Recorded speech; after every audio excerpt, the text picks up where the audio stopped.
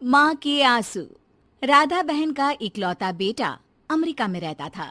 एक दिन राधा बहन का किराएदार कहता है, अरे माँ जी अकेली बैठी रहती हैं, बेटे के पास क्यों नहीं चली जाती? अरे कैसे चली जाऊं, नई नई शादी हुई है। अभी तो थोड़ा बहू के साथ समय बिताएगा, तभी तो दोनों के बीच समझ बढ़ेगी ना। अरे कैसी बात कर रही हैं माँ जी, समझ बढ़ाने के लिए 5 साल काफी होते हैं। 5 साल की शादी को कोई नई शादी नहीं कहता। हाँ वो तो है। आया था पिछले साल उसका फोन, पूछ रहा था कैसी हो, पर अब तो काफी साल हो गए, कोई फोन भी नहीं आता। तभी फोन की बेल बजती है। लो 100 साल की उम्र है, आ गया मेरे मयंक का फोन। अच्छा, कैसे पता कि ये फोन उसी का है? अरे कैसे पता नहीं चलेगा, माँ हूँ मैं। अरे रहने दो माँ जी, 1 साल से जिसका फोन नहीं आएगा वो अब क्या करेगा? होता भी वही है। फोन पर मयंक है। कैसी हो माँ? अरे बेटा, तेरी आवाज सुन ली, अब तो मौत भी क्यों ना आ जाए, बहुत याद आती है बेटा। माँ मैं वो ऑफिस में था। अच्छा माँ, वो रीना बोल रही थी कि तुम अकेली रहती हो इंडिया में, वो ठीक नहीं है। अब बुजुर्ग भी तो हो रही हो, अकेले पकाना खिलाना, वो चाह रही है कि अब तुम यहीं आ जाओ, हम लोग साथ रहते हैं ना। राधा बहन की आंख से पानी गिरने लगता है। वो कुछ नहीं बोल पाती। माँ हेलो, सुन रही हो ना माँ? हाँ बेटा, तेरे साथ रहूंगी, सुबह शाम तुझे देखूंगी, और क्या जीवन में है तेरे पापा के जाने के बाद। तभी बीच में बेटा माँ को रोक देता है। हाँ हाँ ठीक है माँ, तो मैं आता हूँ अगले हफ्ते तुम्हें लेने के लिए। राधा बहन को तो मानो बुढ़ापे में किसी ने पंख दे दिए हो। उड़ी जा रही थी पूरे मोहल्ले में।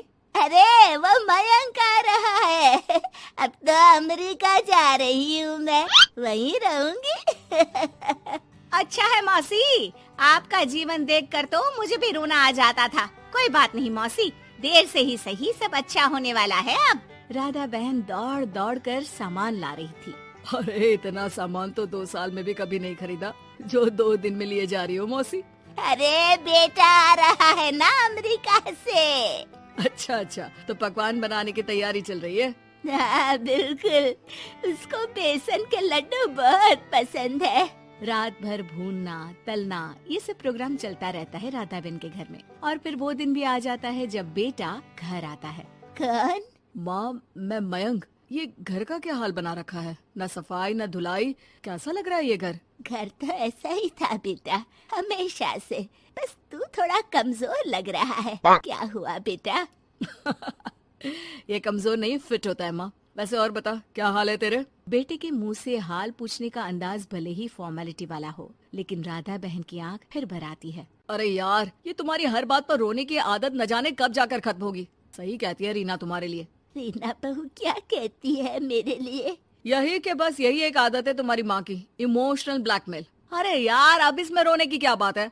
ना ना कुछ नहीं, बहुत दिन बाद तो घर आया ना तो क्या रोएगी? हाँ क्यों? अच्छा ये ले, तेरे लिए रात भर बैठकर ये बेसन के लड्डू बनाए हैं, और ये अचार तुझे बहुत पसंद है ना? पसंद है नहीं माँ, पसंद थे। अब तो फिटनेस के लिए ये सारी फालतू चीजें मैं खाता भी नहीं हूँ। ये फालतू चीजें खाकर ही तो तू बड़ा हुआ है बेटा। अब रहने दे माँ, क्या क्या खिलाकर बड़ा किया है, मुंह मत खुलवा। कौन देशी घी में शक्कर डालकर पराठे के साथ खाता है? वो तो तुझे पसंद थे ना बेटा, तभी तो बनाती थी, नहीं बनाती थी तो रोता था तू। अरे तो रोने देती ना माँ, अब सारी समस्या उसी खाने से है शरीर में। वो तो भला हो रीना का, जो हेल्दी डाइट देकर सब मेंटेन कर रही है। राधा बहन बेटे की आने की खुशी में इतनी दीवानी थी कि उसे बेटे के बात का अंदाज और लहजा समझ में नहीं आ रहा था। अच्छा अच्छा रुक, पालक वाली दाल बना देती हूँ। रहने दे माँ, मैं होटल से ऑर्डर कर देता हूँ। इतने साल बाद होटल का खाना, माँ के खाने की याद नहीं आती थी। अरे माँ, फिर इमोशनल डायलॉग, प्लीज माँ। अच्छा सुन, बहुत कम वक्त है हम लोगों के पास, जल्दी जल्दी सारी पैकिंग कर ले। और हाँ, इस घर को बेचना होगा। कैसी बात कर रहा है, तेरे पापा और मैंने एक एक पाई जोड़कर इस मकान को बनाया था। हाँ पर तू जा रही है ना, फिर कौन मेंटेन करेगा? कैसे क्या होगा माँ, मैं तो अब इंडिया आऊंगा भी नहीं। बेटा तो सो जाता है, लेकिन माँ घर का एक एक कोना घूम घूम कर देखती है। सही बात है, क्यों मोह माया जोड़ रही हूँ मैं इस घर से? आखिर बेटे के साथ रहना ही तो होता है हर माँ बाप को। लेकिन इनकी यादें हर एक कोने में है। खैर, औने पौने दामों में घर को बेच बेटा और माँ एयरपोर्ट के लिए रवाना हो जाते हैं। माँ यहीं बैठ, मैं अभी आया। नहीं नहीं बेटा, मैं साथ रहूंगी, पहली दफा आ रही हूँ ना। अरे माँ, टिकट, बोर्डिंग, सामान, चेक इन, 10 काम है, करके आ रहा हूँ ना। ठीक है, जल्दी आ जाना, यहाँ घबराहट होती रहेगी।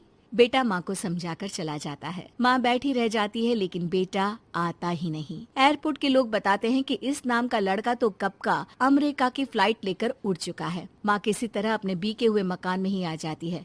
मुझे कुछ दिन रहने दो, पता नहीं क्या हुआ, हो सकता है कोई मजबूरी हो बेटे की। नया मकान मालिक कहता है। अरे माँ जी, कमरा तो मैं आपको दे दूँ, पर भाड़े का क्या? पति की पेंशन भी है भैया। ठीक है, आप आराम से रहिए, लेकिन एक बात बताइए, आप किसी रिश्तेदार के घर क्यों नहीं चली जाती? अरे कैसी बात कर रहे हैं आप, मेरा बेटा कभी भी आ सकता है। अगर मैं उसे यहाँ नहीं मिली तो